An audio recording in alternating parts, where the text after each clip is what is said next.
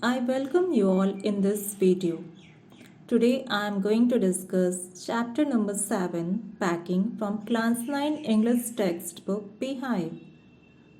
The author of this story is Jerome Jerome. Let me discuss something about the author.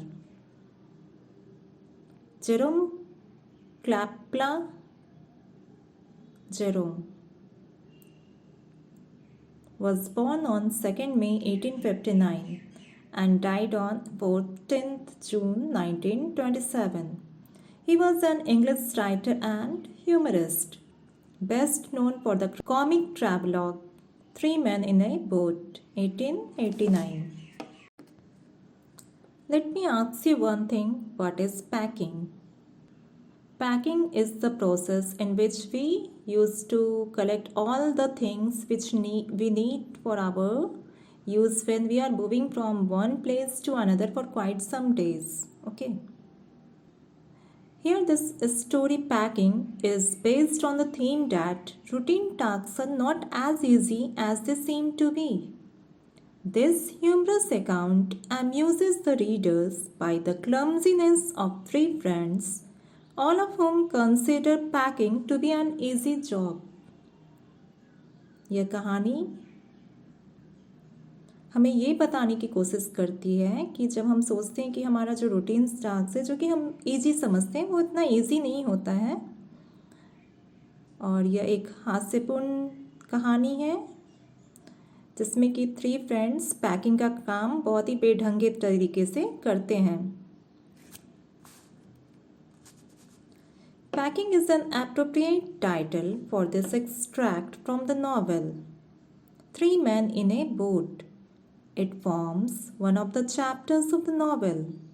The three men are Jerome, George, and Harris. They have to go on a journey and have to pack for it. They all think of themselves as master in the art of packing, but all they end up creating is an utter mess. Their packing was unplanned and unsystematic and cannot properly pack a thing. They blame each other for being poor at packing. Therefore, the title is appropriate.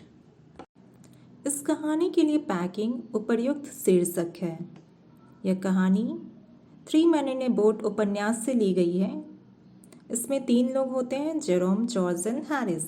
उन्हें एक यात्रा पे जाना होता है और उसके लिए वो लोग पैकिंग करते हैं और वो सारे के सारे लोग अपने आप को मास्टर समझते हैं पैकिंग में, लेकिन ऐसा नहीं था। वो लोग ढंग से कुछ भी नहीं कर पाते हैं क्योंकि उनकी जो पैकिंग थी वो पूरी तरीके से अनप्लान्ड थी और अनसिस्टमैटिक थी और एक दूसरे को वो लोग ब्लेम करते हैं पैकिंग में जब सारा कुछ गड़बड़ हो रहा है तो। Here the main characters are as following. First, Jerome, the narrator, who considers himself to be the master of packing. Next is Harris, a friend of narrator, who irritates him by raising his legs on the table when the narrator was packing the bag. Next is George, another friend of the narrator, who sat on a chair while the narrator was packing. Montmorency. He was the pet dog of the narrator. He irritated all by sitting on things that were to be packed. He was chased by Harris. इस कहानी के पहले character हैं Jerome, जो कि खुद इस कहानी के लेखक हैं और वो अपने आप को मास्टर समझते हैं पैकिंग में। हैरिस उनका दोस्त है जो कि उनको इरिटेट करता है जब वो अपने पैर उठा के टेबल पे रख के बैठा था जब नरेटर पैकिंग का काम कर रहे थे। तो जॉर्ज उनका एक और दोस्त है जो कि चेयर पे बैठ गया था जब नरेटर पैकिंग का काम कर रहे थे। मॉन्टमोरेंसी नरेटर का पेट डॉग है और वो लोगों को इरिटेट करता रहता है जब पैकिंग का काम हो रहा था। तो so what is this story all about? The narrator was going on A trip with his friends George and Harris. He himself decided to pack. The two accepted his offer and relaxed while he packed the bag. Jerome's real intention was to supervise his friends in packing. He wanted to teach his friends how to pack.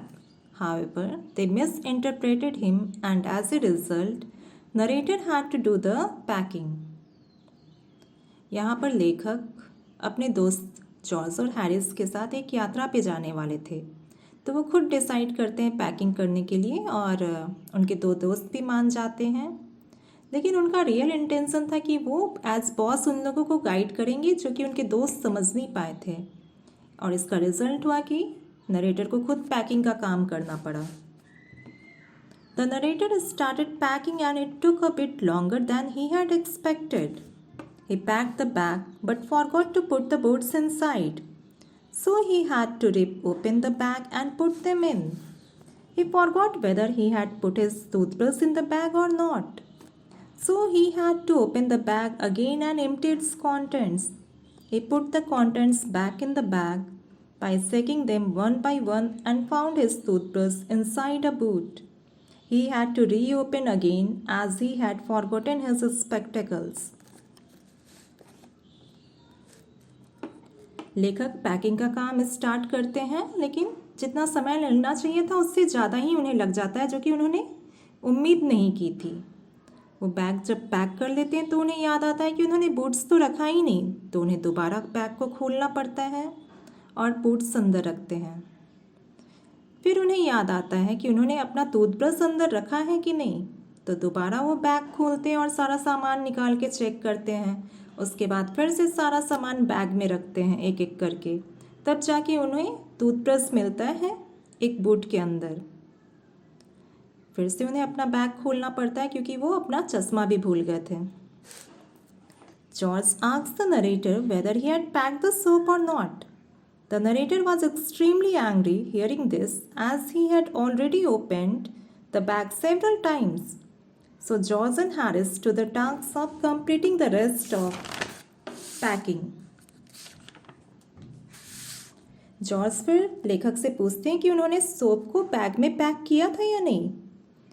इस पर narrator को काफ़ी गुस्सा आ जाता है क्योंकि उन्होंने काफ़ी बार बैग को खोला और फिर बंद कर किया। तो फाइनली जॉर्ज और हैरिस खुद इस काम को पूरा करने के लिए स्टार्ट करते हैं। George and Harris committed a lot of mistakes while packing. They broke cups, put things behind them, and couldn't find them when they needed them. Packed heavy things on the top of light things, and also stepped on things. Packing करने के दरमियान George और Harris बहुत सारी गलतियाँ करते हैं। वे cup तोड़ देते हैं, कुछ चीज़ें उनके पीछे थी और वो ढूंढ रहे थे, जैसे कि यहाँ पे बटर एपिसोड इस कहानी में है, और जब उन्हें चाहिए तो वो चीज़ मिल नहीं रही है। फिर उसके बाद वो भारी सामान को हल्के सामान के ऊपर पैक कर दिए हैं। उसके बाद कुछ चीज़ों के ऊपर वो चढ़ गए हैं।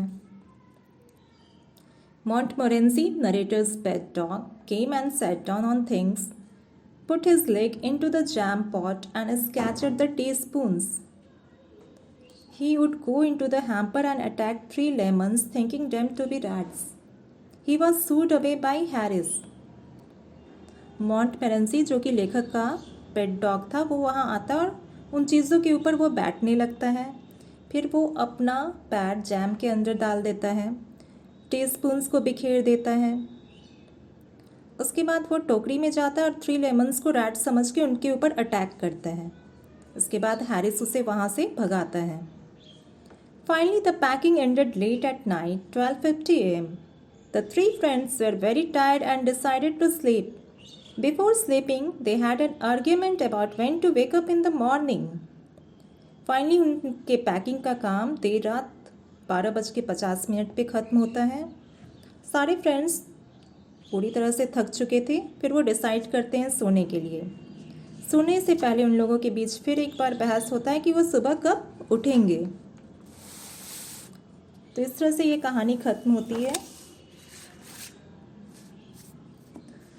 And what is the message that we get from this story? This chapter humorously describes the do's and don'ts of packing. Packing should not be treated as a frivolous activity, but as a serious task that involves concentration and planning. Another message is that if we have a pet, it should be well trained. बहुत ही हास्यपूर्ण तरीके से ये कहानी हमें describe करती है कि हमें क्या करना चाहिए और क्या नहीं करना चाहिए पैकिंग के दरमियान। पैकिंग को हमें एक हल्के तौर पे नहीं लेना चाहिए, बल्कि यह एक सीरियस टास्क है जिसमें कि हमारा ध्यान होना चाहिए और प्रॉपर प्लानिंग भी होनी चाहिए। दूसरा मैसेज है कि अगर हम लोग घर में किसी पालतू जानवर को रख रहे हों तो उसे हमें अच्छे से ट्रेनिंग देनी चाहिए। Let me explain some of the words. Uncanny, strange, अजीब.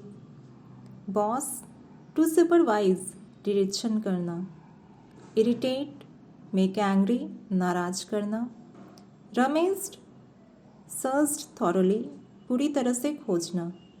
Chaos, confusion, अव्यवस्था. Hamper, basket, टोकरी. Squam, एंटर, प्रवेश करना. I hope you all have understood this story. Thank you.